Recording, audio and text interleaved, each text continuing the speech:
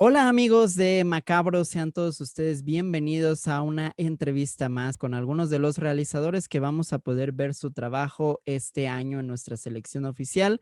Los saluda de nueva cuenta Mario y el día de hoy tengo el gran gusto de que me acompañan dos personajes muy interesantes de nuestra película selección oficial.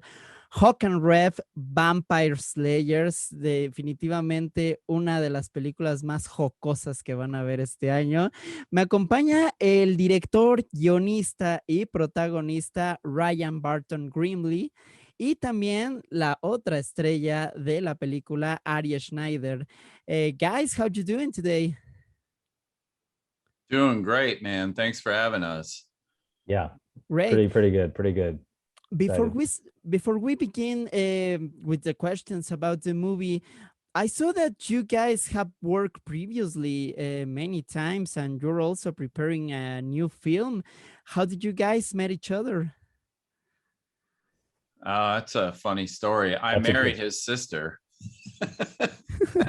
He married his way into We're the brother-in-laws.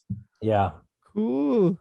Now, And But we get also along. have the same ridiculous sense of humor, or similar. So It's one of those things where like we got along really well, and we're like, do you like to make movies? He's like, yeah. Do you like to make movies? Yeah. Should we make movies? Sure. And that was pretty the extent of the conversation. you like baseball? I like baseball. I like baseball. Let's play baseball together. You also play baseball together. Yeah, we worked on well Ari was in my first film, The Truth, and then and as an actor, and then we started working together on short content and writing full-length scripts, short scripts, and then we finally made Elijah's Ashes, which was a comedy about homophobia. Not really a horror per se, but sort of a real life horror. Situational. Yeah. And then and that was fun, but it wasn't as bombastic and crazy as we wanted to get. So then we can't, this whole thing happened, and this kind of was more of what I think closer to what we were trying to do with the short stuff, more absurd and kind of crazy. And then I'm a like mega horror dork, so I really wanted to add the blood to it but still make it fun, and funny. I think the fun thing is that like I came from a dramatic but also comedy background. I did a lot of the Second City, which is improv. A lot of it's a very popular improv place in Chicago and Los Angeles, and they were in Toronto. A lot of people on Saturday Night Live started off at the Second City. And I was doing improv, and then Ryan got into improv. And so we started to do a lot of comedy sketches together. And then that kind of bridged. Ryan introduced me to a lot of horror stuff. I wasn't into horror movies as much. I mean, I was into them, but you're still into them. I was into them, but I didn't go down the rabbit hole that you know of like horror films. And I think HAWK and REV is a perfect, it sounds so cliche, but it's a perfect marriage of those two kind of genres. And I think that's what was so fun about working on that together, is we were able to be like, is this funny? Yeah. Is this scary enough? Sure. And so we also like a lot of B movie stuff. Like we find that stuff really funny.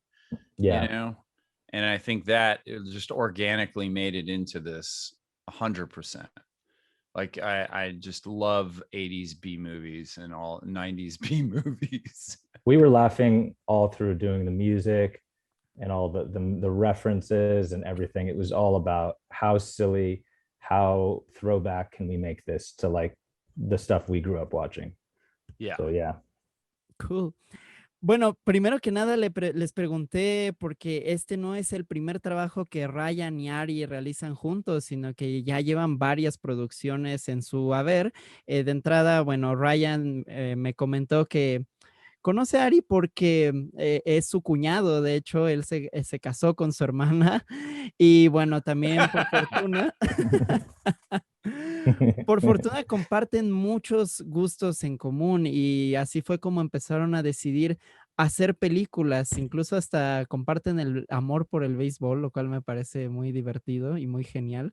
Pero también Ari nos cuenta un poco acerca de su contexto. Él tiene un background un poco más dramático, pero él empezó a hacer improvisaciones en un lugar bastante famoso que tiene sucursales tanto en Chicago como en Los Ángeles.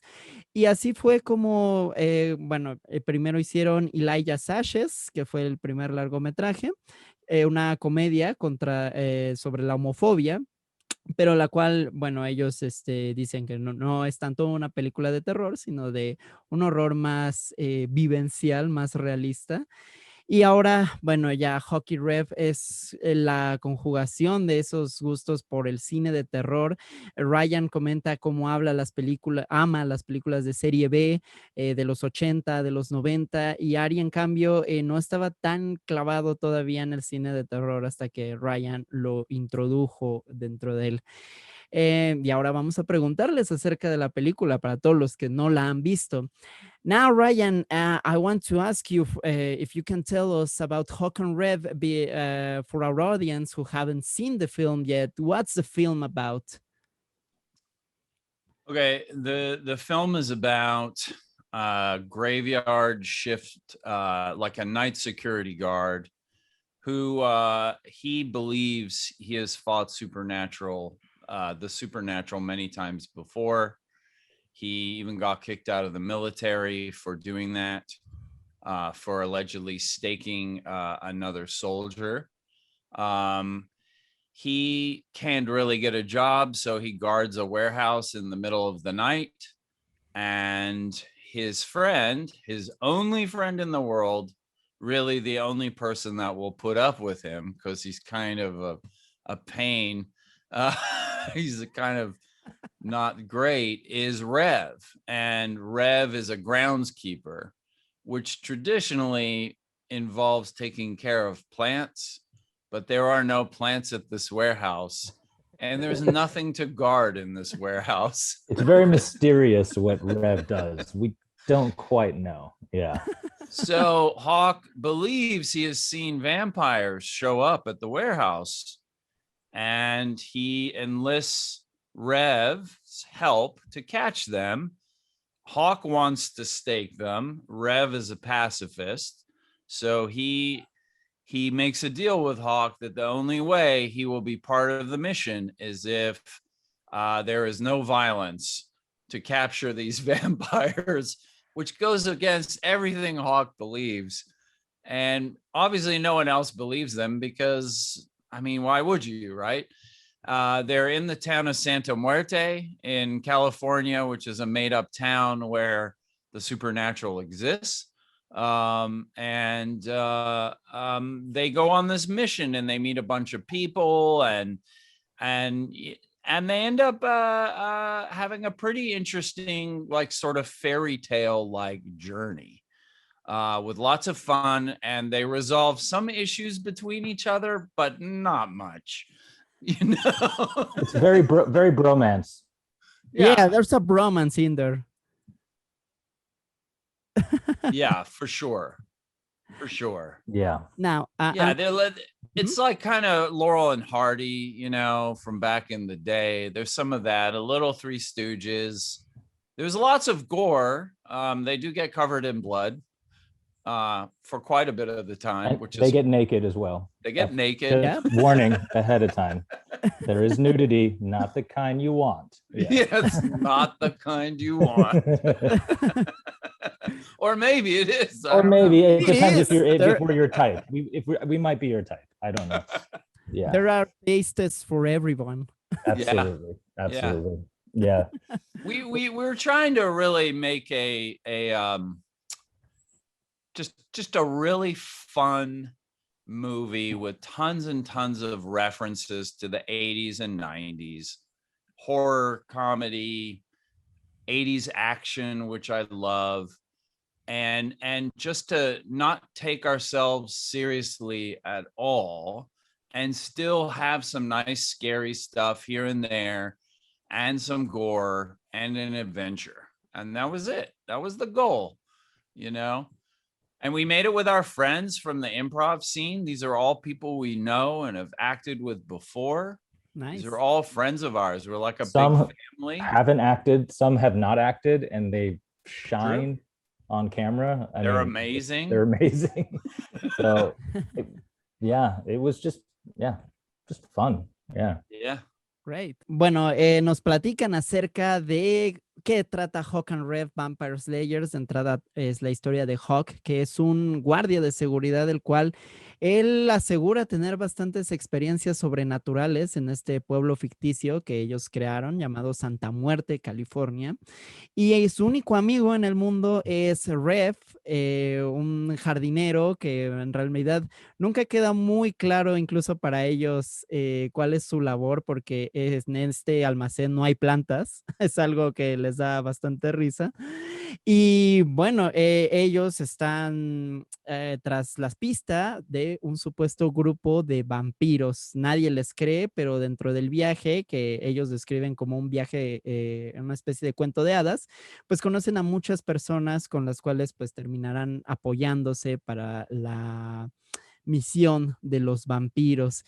Y justamente es el resultado de mezclar comedia con horror, de pasarla muy bien, de no tomarse tan ellos en serio, pero a la vez de que haya como momentos aterradores de vez en cuando, que haya sus momentos gore y que la gente pues los disfrute, sobre todo con estas referencias. Now guys, yes, Hawk and Rev is filled with 80s and 90s references everywhere. But here's my curiosity. When you write the script or when you're performing in front of the camera, when do you know when some references work and some doesn't? We don't. No, yeah. So what we did is we did as many as we thought we could do and still hold the plot together. And as many as we could do on set to have fun with, just to have. And then we kind of made that in the edit, and we tested this film with our friends and family and basically anybody we could cajole into watching this thing to see what worked. And so we did go and do some reshooting. We did multiple versions of the movie, and then also Ari and our other composer Robbie, came and supported it with this very fun music. But at the end of the day, we were not sure. Like we knew we loved them all, but yeah, there's a scene where we really did not want to get rid of a lot of the references, so we just let it play out.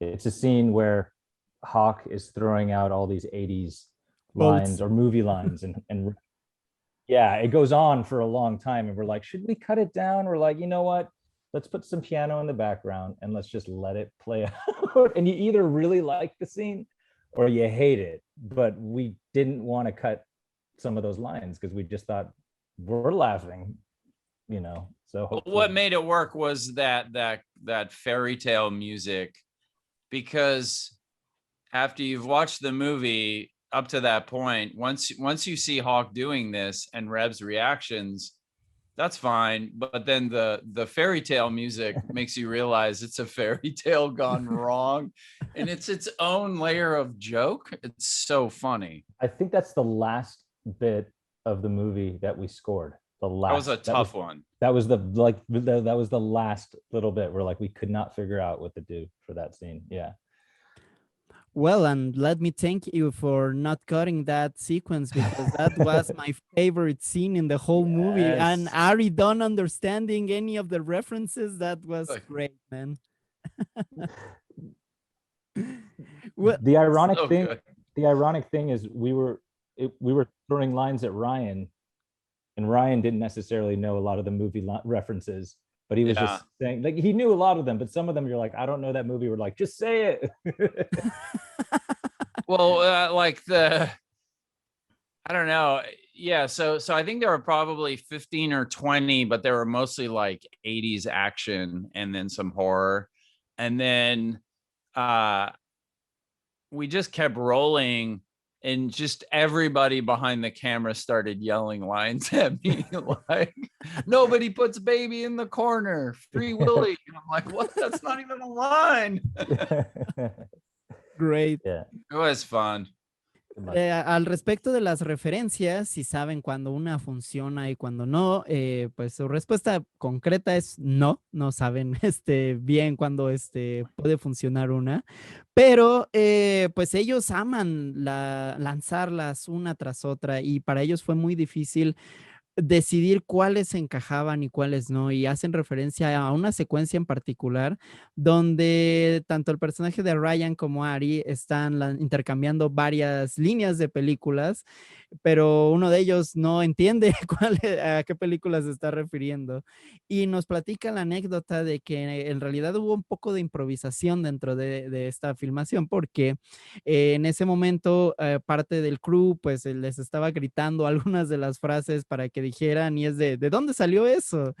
Y también, bueno, se apoyaron mucho en su compositor para el tema de darle esta atmósfera como de cuento de hada fallido. Y esa fue la parte que dejaron tanto al final para el momento de la composición.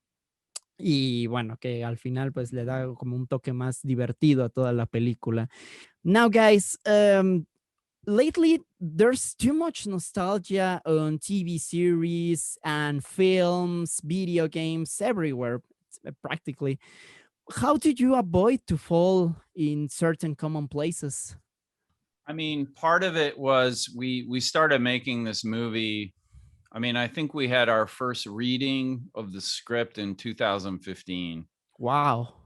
Yeah, so we finally did a shoot, I think, in 2016.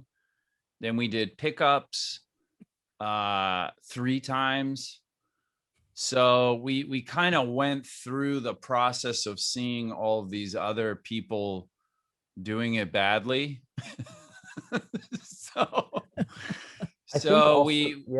We avoided that, but then I think that was part of the testing of the movie, and then part of the score.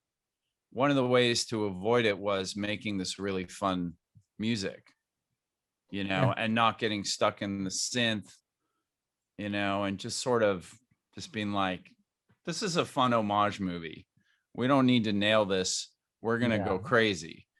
And I think that was, don't you think? Yeah, I think it was basically, as we also just wanted to make it as silly and stupid as we could, but at the same time watchable. Like, so I don't think we weren't trying to be smart. We weren't trying to be smart nostalgia or like do something different. We were just trying to make people laugh and not take like we said in the beginning, we just didn't take ourselves seriously and just keep it moving. So you didn't have time to think like, oh, that joke didn't make sense. So because also like our movie doesn't take place in necessarily a specific time, but it's not the 80s. Yeah. It's one guy played by me, Hawk, who's obsessed with the 80s to the point of where he's almost become a bad version of a character from an 80s movie. And then another guy who has no idea what the heck any of that even is. So I think that was really helpful because we didn't need to be true to anything. Like we could have cars that weren't in the 80s. We could have a flip phone from the 90s. It didn't really matter, because we created a weird world where it all kind of mushed together, and it was with the Santa Muerte too, with like Southern California and Mexico and that kind of mix of culture and the desert and that you've seen in these kind of westerns and a little bit in some of the vampire movies that Robert Rodriguez did, but just this kind of weird mix of everything. And then just sort of played with that. And then we didn't have to be strict about the 80s or or any of that stuff. We could just have fun with it when we wanted to and then get rid of it, like if it was not working, you know. But we found that through the process. Yeah, I can imagine that. Bueno, platicando un poco acerca de esta nostalgia, en realidad fue un proceso muy largo el que nos cuentan. Su primera lectura de guión la tuvieron en el 2015 y comenzaron a filmar en 2016. Y entonces nos cuentan que en ese lapso, pues, pudieron ver a varias personas hacerlo mal o no hacerlo o tomándose demasiado en serio. Y algo que menciona Ari es que pues sí, intentaron ser tontos y divertidos, pero a la vez que sea algo que la gente pueda disfrutar, que pueda mirar sin problema alguno y sobre todo que la gente se ría. Y bueno, tomando en cuenta todas estas referencias del cine de acción, del cine de terror de los años 80, que es lo que ellos aman y es lo que ellos querían compartir pues con todos, todo el público que la pueda ver. Now, my next question goes to Ari, because I love your character, man. I think it's hilarious. And Thank you. Feels like a parody of many stereotypes we have seen, for example, in social media nowadays. What do you think about the character? How much of you did you put on it, on Rev? You know, when I saw that he was a nerdy character, I was like, okay, I can do that. And I think that for me, when you get, this sounds really pretentious, but when you get the wardrobe on, you know, when I put the glasses on and I kind of got the janitor outfit and I kind of played with my hands and played with the way he speaks, I just did what made me laugh, I guess, and what, you know, tried to make him real, but also at the same time, a likable goof. I think what's the most fun about him, and I think what I tried to do is he's a pacifist, but he gets angry all the time. Yeah. So, you know, he's someone who doesn't like to fight, but there's multiple scenes where I slap Ryan for real. Like, that's not a sound effect, that's a slap. And so I mean, I'm sure we added some sound there, but there were a few times, I remember there were a few times Ryan's like, you don't have to do that again. He's like, don't. Like, I'm good. He's like, no more slapping.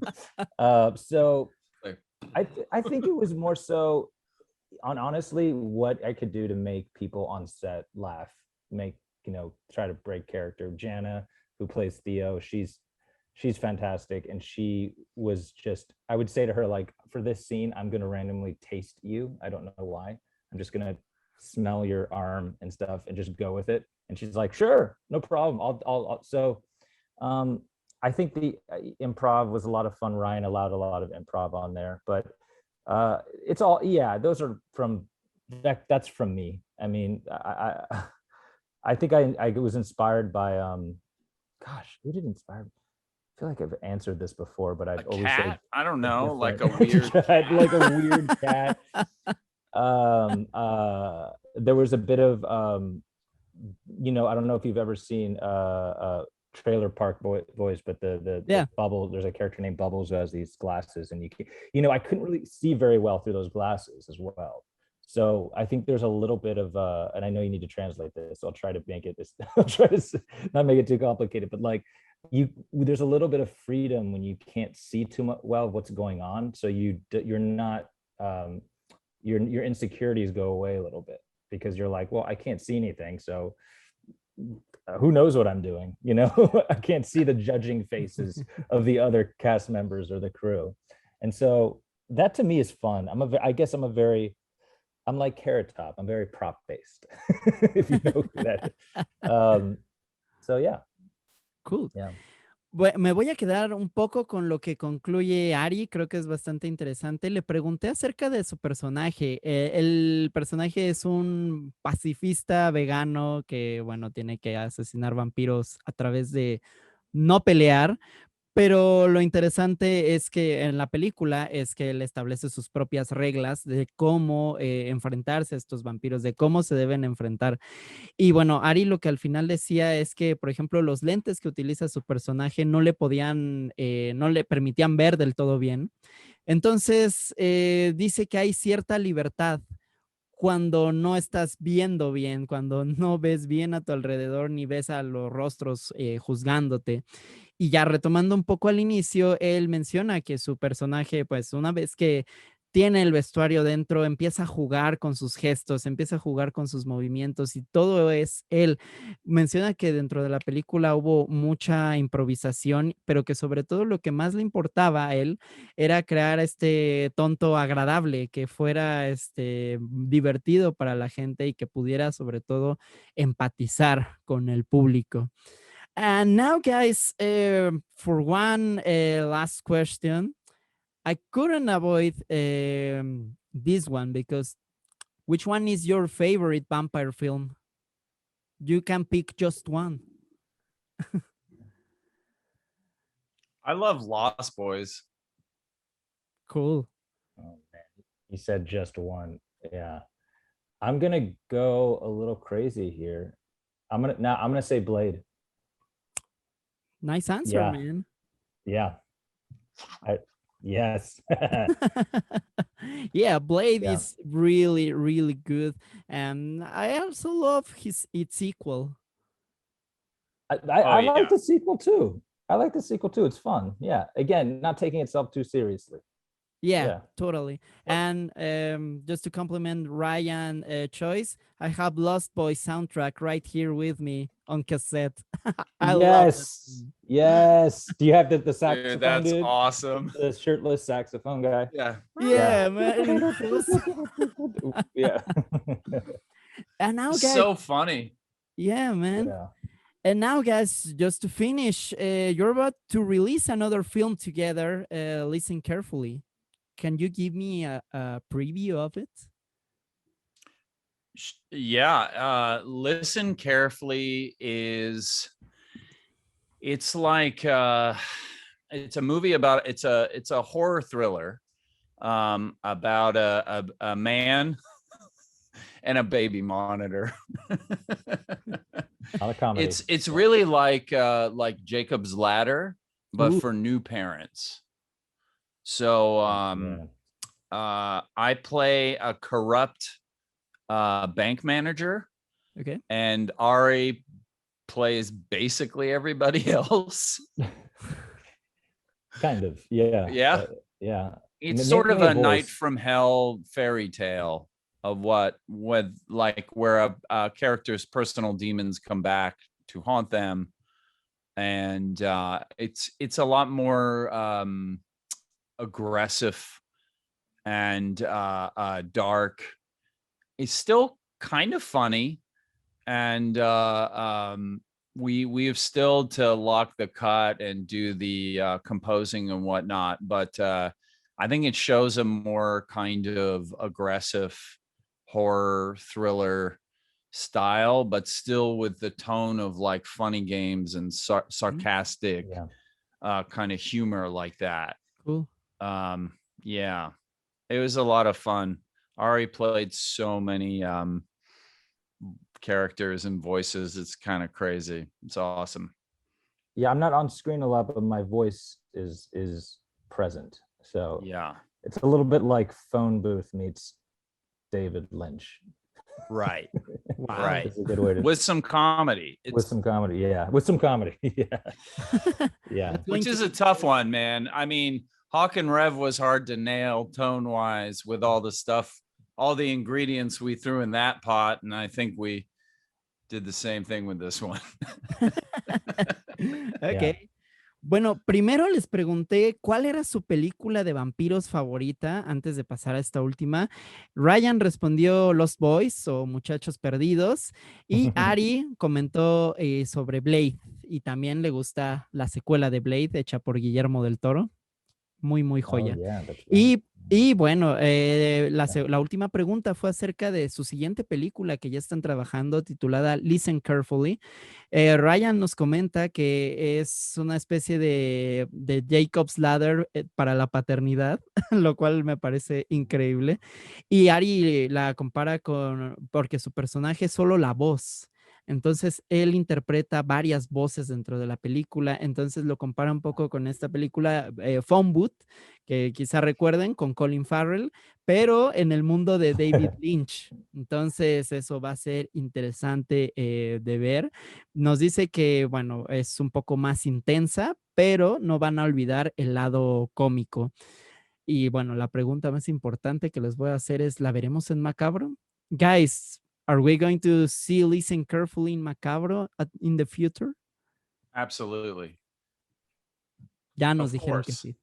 100%. If If you'll you have will us. have us. We will love to have you once again. Awesome.